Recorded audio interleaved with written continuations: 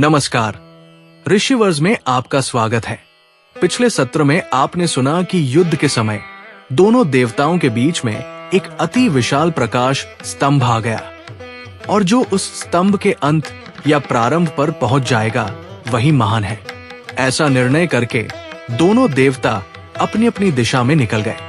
आइए सुनते हैं आगे की कथा। दोनों देवता उस अनंत प्रकाश स्तंभ की सीमा खोजने के लिए अपनी अपनी दिशा में बहुत दूर तक निकल चुके थे।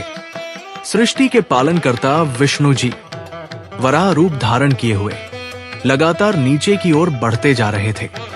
वे एक एक करके पाताल के गहरे लोकों को पार करते गए, अंधकार से भरे उन रहस्यमयी क्षेत्रों में उतरते गए जहां न प्रकाश था न समय का कोई आभास। लेकिन आश्चर्य की बात यह थी कि वो दिव्य प्रकाश स्तंभ वहां भी उतनी ही तेजस्विता के साथ मौजूद था। जितना नीचे विष्णु जी जाते वो स्तंभ उतना ही आगे और भी गहराई तक जाता दिखाई देता।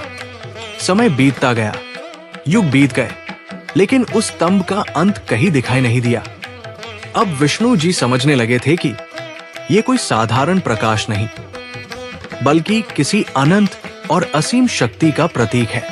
हजारों वर्षों तक निरंतर प्रयास करने के बाद अंततः उन्होंने अपनी खोज रोक दी। उन्होंने मन ही मन स्वीकार किया कि इस अनंत स्तंभ का अंत खोजना संभव नहीं है और उसी क्षण उनके भीतर का अहंकार समाप्त होने लगा। विष्णु जी वापस उसी स्थान की ओर लौट पड़े जहां से ये दिव्य यात्रा शुरू हुई थी।